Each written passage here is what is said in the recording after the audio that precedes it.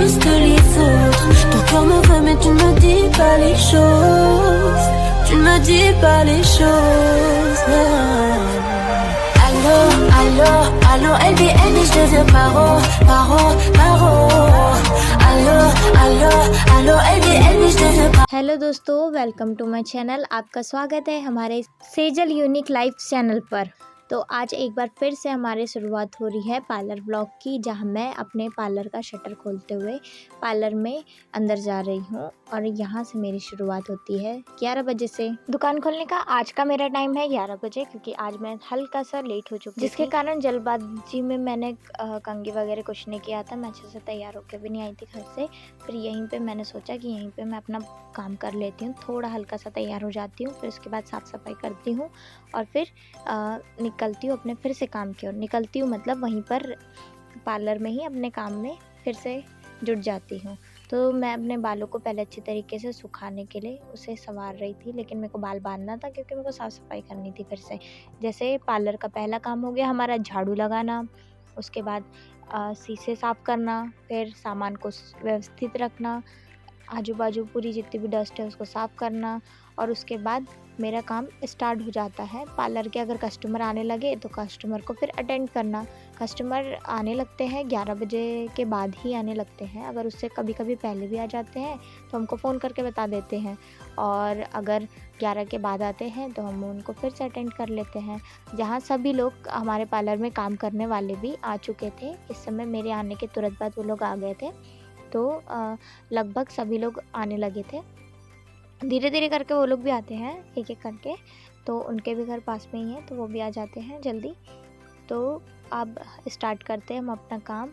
यहाँ से हमारे काम की शुरुआत होती है। सबसे पहले हमारी झाड़ू पोछा की शुरुआत पीछे से होती है। पीछे हम पहले करना शुरू करते हैं क्योंकि पीछे हमको सामान जमाना पड़ता है। हम जो अपना सामान लंच बॉक्स वगैरह सब चार्जर वगैरह जो लाए हुए रहते हैं उसको पीछे ही रखते हैं, ताकि सामने ज़्यादा गंदगी ना दिखे और मतलब साफ़ सुथरा दिखे। पीछे अच्छे तरीके से सुव्यवस्थित जमाते हैं और वहाँ से पूरा साफ़ करते हैं।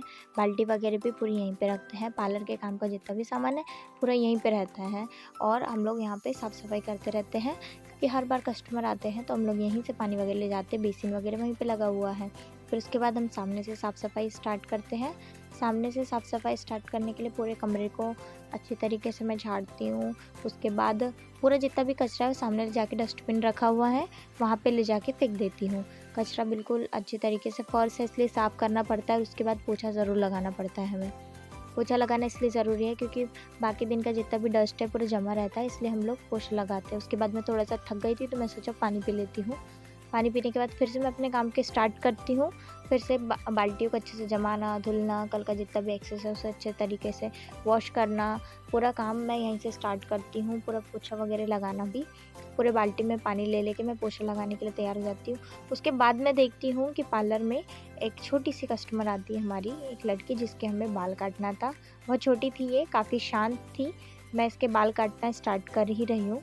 पार्लर में बहुत से बच्चे आते हैं जिनमें से बहुत ज़्यादा जो शैतान होते हैं और कुछ बहुत ज़्यादा शांत होते हैं। उनमें से शांत में से एक ये थी जो बहुत ज़्यादा शांत बैठी थी।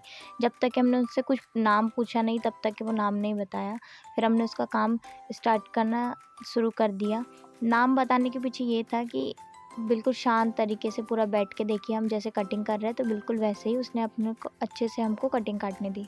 उसके बाद उसका काम ख़त्म होने के बाद फिर से पार्लर में एक छोटी सी बच्ची आई जो वो भी बहुत शांत थी, कुछ नहीं बोलती थी ज़्यादा। जब तक कि पूछो नहीं उसका नाम तब तक कि नाम भी नहीं बताती थी और बहुत ज़्यादा शांत थी। मतलब ऐसे बच्चे रहना चाहिए पार्लर में कटिंग करते समय, नहीं तो कुछ तो ऐसे रोते हैं बिल्कुल कान बिल्कुल ऐसा लगता है फट जाएगा, इतना ज़्यादा रोते हैं।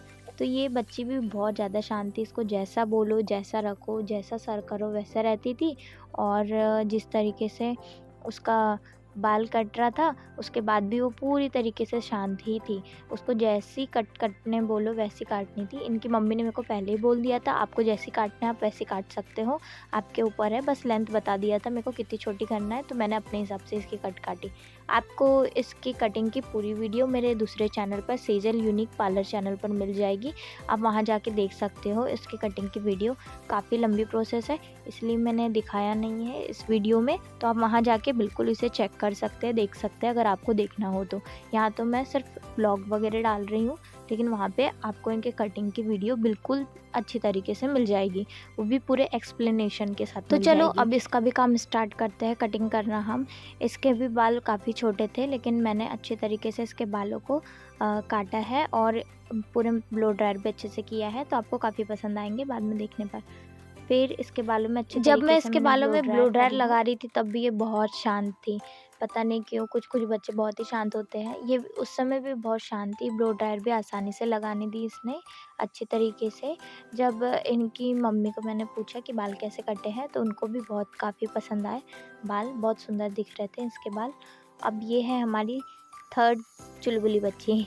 ये थी सबसे ज़्यादा शोर मचाने वाली तो नहीं, पर ये काफ़ी हिल डुल कर रही थी, मतलब बोलना चाहिए इसको पकड़ने के लिए एक इंसान मेरे को लगा ही। बाकी दोनों लड़कियों को मेरे को बिल्कुल पकड़ना नहीं पड़ा, बस एक को सबसे पहले वाली को ऊपर नीचे करने के लिए पकड़ना पड़ा था। पर इसको तो बहुत ज़्यादा, ये तो बहुत ज़्यादा चुलबुली थी, बहुत ज़्यादा इधर से उधर देखना, अपने आप को बालों को इधर उधर संवारना, बहुत ज़्यादा।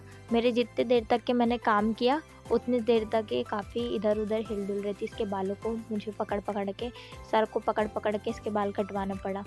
तो ऐसे भी काफ़ी बच्चे आते हैं। लेकिन जब ये आई तो मेरे को इसका जो चेहरा दिख रहा था वो पार्ले जी गर्ल की तरह दिख रहा था, वैसी ही सेम दिख रही थी। मैंने इसकी मम्मी को भी कहा कि ये पार्ले जी गर्ल की तरह दिखती है। फिर इसके भी हमने अच्छे तरीके से कटिंग करना स्टार्ट किया और इसका फाइनली हमारा कटिंग काट के हो गया।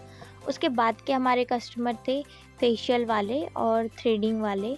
फेशियल थ्रेडिंग दोनों थे, तो मैं एक साइड से थ्रेडिंग इधर से करते गई और हमारे पार्लर में क्योंकि काम करने वाले अवेलेबल हैं, इसीलिए हमने जिन्हें प्रैक्टिस करके अच्छे तरीके से पूरे तरीके से ट्रेन किया है वो लोग हमारे पास है, इसलिए हम लोग काफ़ी अच्छे से काम को मैनेज करके कर लेते हैं।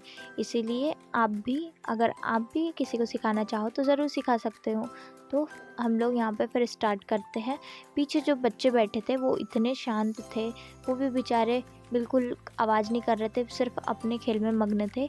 बाकी फिर बाद में उनका काम हुआ तो वो चले गए। फिर बाद में जो फेशियल वाले थे उनका फेशियल होते रहा और हम भी उनका काम करते रहे और देखते रहे। फिर उसके बाद थे हमारे स्ट्रेटनिंग के कस्टमर। स्ट्रेटनिंग के कस्टमर बहुत ज़्यादा लंबी प्रोसेस होती है स्ट्रेटनिंग में, तो ये हमारे कस्टमर थे। हमने उनको स्ट्रेटनिंग के लिए बुलाया था। अगर आपको स्ट्रेटनिंग की वीडियो देखना है तो आप दूसरे चैनल पर जाके ज़रूर देख सकते हैं। चैनल के लिंक मैंने डिस्क्रिप्शन बॉक्स में डाल दी है पूरे तरीके से। यहाँ तो मैं सिर्फ व्लॉग दे रही हूँ कि हमारे दिन भर की दिनचर्या कैसी रही, तो मैं बता रही हूँ आपको, आप वहाँ जाके ज़रूर चेक कर सकते हैं। तो यहाँ हमने स्ट्रेटनिंग करना स्टार्ट किया। स्ट्रेटनिंग काफ़ी लंबी प्रोसेस होती है, बहुत ज़्यादा मेहनत लगती है, कम से कम 6-7 घंटों की प्रोसेस रहती है। जितने बड़े बाल उतनी लंबी प्रोसेस। ये प्रोसेस को करते करते हमारे दिन भर की थकान बहुत ज़्यादा हो जाती है। उसके बाद स्ट्रेटनिंग की प्रोसेस काफ़ी कंप्लीट हो गई थी। जैसे जैसे प्रोसेस कंप्लीट होती जाती है वैसे वैसे हमें बहुत अच्छा लगता है, क्योंकि ये प्रोसेस काफ़ी लंबी होती है। हमें सब चीज़ देखकर करना पड़ता है, रिज़ल्ट आया या नहीं, चेक हुआ या नहीं। उसके बाद हम लोग पूरे तरीके से सेटिस्फाई होते हैं करने के बाद। अगर मुझे तो ये प्रोसेस बहुत अच्छी लगती है, भले ही इसमें बालों को हमें कितना भी सीधा करना पड़े, लेकिन जब फाइनल रिज़ल्ट आता है तो बहुत ज़्यादा सुकून मिलता है। मतलब बोलना चाहिए नेचुरली बाल जो कर्ली रहते हैं उसके बाद जो प्रोसेस करते हैं हम, उसके बाद जो रिज़ल्ट आता है वो देखने लायक का होता है। वो काफ़ी सेटिस्फाई रिज़ल्ट रहता है, क्योंकि कई लोगों को समस्या रहती है कर्ली बालों की। अगर आपको वीडियो अच्छा लगा हो तो लाइक शेयर सब्सक्राइब ज़रूर कीजिएगा। आगे वाले समय में भी आपको ऐसी वीडियो देते रहेंगे। Thank you so much for watching this video.